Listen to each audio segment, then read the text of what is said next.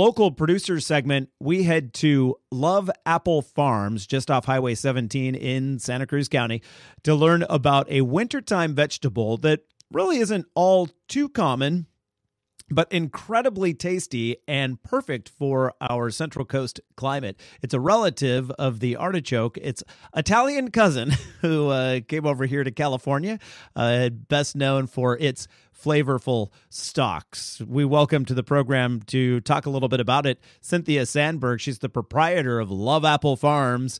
You can find them online at growbetterveggies.com. Cynthia, thanks for joining us here on the program today. Thanks for having me. Yeah, so first off, tell us a bit about the work that's done at Love Apple Farms. You're not only an institution for learning about better farming practices, but you're also a working garden for a highly respected restaurant there in Los Gatos. Right. We grow all the vegetables for Man Racer Restaurant, one of the top restaurants in the world. We're honored to do that, but we also have many gardening classes, homesteading, and cooking classes on the farm, in addition to a giant tomato plant sale every year. And what would it be? The philosophy there goes beyond organic, right? You're a biodynamic farm?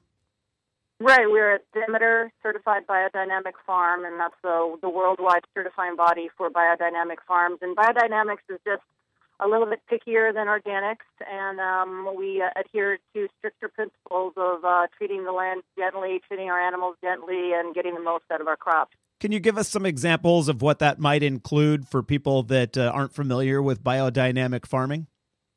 Well, we have to have animals on the farm, and that means that we take their manures and compost them. We're required to maintain large compost piles and create our own fertility. That's one of the basic differences. Oh. And we also apply homeopathic type elixirs to both our compost piles and our soils out in the fields to enhance their ability to ward off disease, bug stress, and increase fertility to our plants.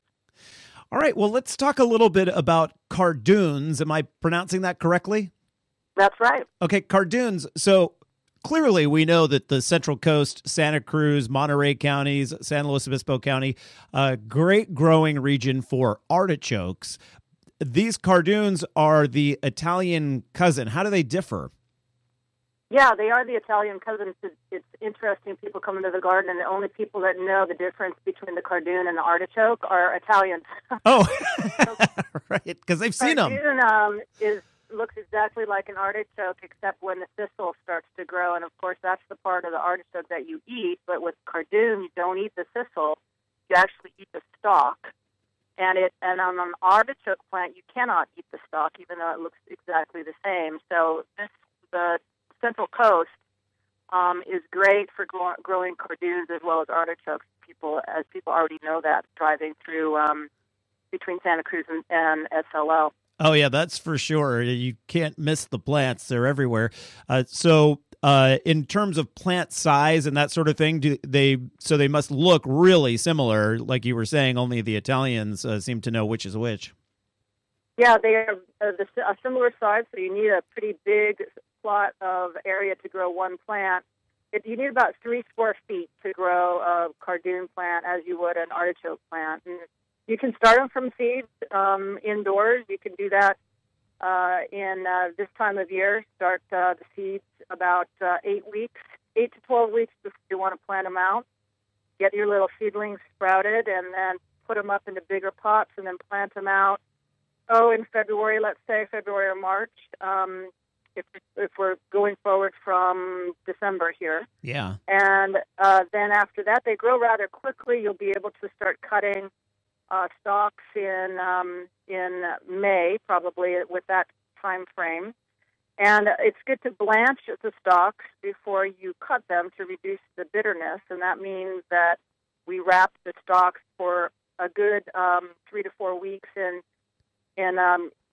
floating row cover, which is the white clear blanketing material that you see out on the farms. It's like a cloth. Or you can wrap the lower stalks with burlap, and that keeps the sunlight away from them for several weeks and reduces the bitterness of the stalk. And then once we cut them, we just cut them down to the base where the soil level is, Mm-hmm. and that means that they will regrow from that rootstock if you don't pull them all the way out. And then the way we cook them, or the way the restaurant cooks them, rather, is to gently peel them, cut them into 2-inch pieces after peeling them, and cook them until they're soft. And then they can remove any further strings that are still in the pot, and that resultant pulp or mixture or puree, if you will, tastes a lot like artichokes, and it's absolutely fantastic. What would you use it in, like a hummus dip, or you just eat it as it's on its own? Well, there's as many uses for that as you can think of for pureed potatoes. Oh, wow. You can make au gratin cardoons. You can not puree them all the way, make them a little bit more bite-sized so that they stick together. Mm-hmm. You can, after you do that, you can finish them off with sautéed with olive oil, since that's such an Italian thing. You can flavor them with just about any flavorings, herbs that you find out in your garden. You can put them in soup. You can make a completely puree of cardoon soup, like you can with pureed artichoke soup, or cream of artichoke soup, cream of cardoon soup. So there's a lot of uses for them, and I will tell you they're absolutely spectacular in the garden. They're very ornamental as well as edible. You just can't eat that thistle, and you'll see the difference once the thistle forms. There's no edible part of the thistle, unlike the artichoke. It's beautiful, though. The photo that we're looking at of it, for those of you watching online at eatdrinkexplore.com, we have the picture up right now. It comes from the growbetterveggies.com website. It looks like a blue firework that's gone off. Yes, and the base is a little bit more slim than the artichoke, and that's why there's not an edible choke in there. Right. That's the difference. But it is a spectacular flower. Just as an artichoke flower is spectacular if you don't eat that thistle, if you let it open up fully, it is a wonderful, wonderful flower to admire in your garden. What is it about the artichoke stalks that make them inedible? Are they just far too bitter? They're far too bitter, and they don't have the kind of pulpiness inside the stalk that you're going to need to be able to extract after you peel them. They're either going to be hollow, or they're just not going to have any kind of oomph or depth to them. Cynthia, are the cardoons pretty nutrient dense? You know what? I don't know about that. That's a good question. I'll have to check into that. I just know that I love them. Italians love them, and the folks that dine at Manresa love them as well. I think I would like them. I'm a huge artichoke fan, so any other way that I can get that same flavor sounds good to me. Now, the photos we have of the stalks show them as rather leafy, but it's not the leafy part that we're eating, right? It's just the meaty stalk portion. Yeah, it's a lot like what you would eat from a celery plant. Okay.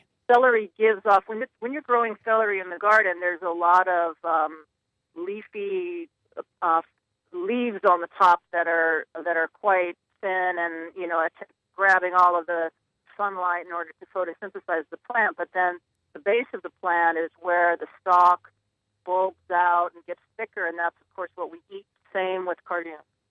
Would people find these at the farmers market right around now? They could at really good farmers markets. Mm-hmm. Definitely. They should expect to pay a pretty penny for them because they're not easy to grow. They need a lot of water. They need a lot of nutrition. So that's another thing if you plan on growing them. Lots of water, lots of nutrition. That means fertility, either compost or other kinds of organic soil amendments that you put in there. Yeah. So it is something that, and then you only get, maybe 10, 12 good stalks per plant, and you're having to devote 3 square feet to each plant. So yeah. It's an intensive thing that you're doing there. Cynthia, just about 10 seconds left. How did that recent bout of cold weather we had affect the farm? You guys make it out pretty good? Yeah, well, we knew it was coming, and so we covered our frost-sensitive plants with frost blankets, and just as experienced farmers, we know how to do that. Yeah. We teach folks what to expect in our gardening classes. When you come to one of them, we have several coming up in January on how to jumpstart your spring vegetable garden. We teach people what those items are, where to buy them, and how to take care of their plants during a cold snap like this. It's all online at growbetterveggies.com. Cynthia Sandberg, Love Apple Farms. Thanks for joining us today. Thank you.